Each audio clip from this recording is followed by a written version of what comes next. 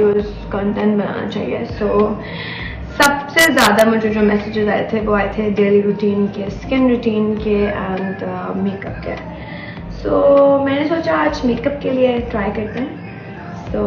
I hope you will like it. Very simple, hand वाले शीशे के बगैर मेकअप नहीं कर सकती।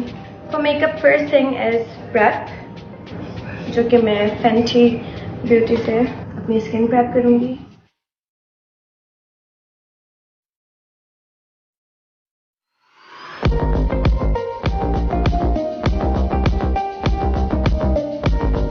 For any kind of makeup, चाहे आप थोड़ा हैवी कर रहे हो, कैजुअल मेकअप कर रहे हो, कुछ भी, skin prep is very important.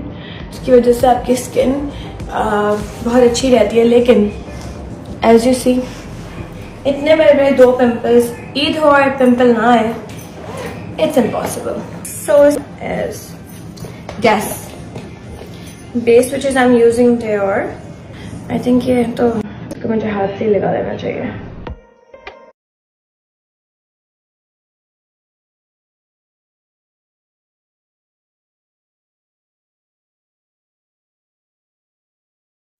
So I use very light base क्योंकि मुझे बहुत ज़्यादा मेकअप पसंद नहीं है। तो ऐसा ही होना चाहिए कि आपकी बस स्किन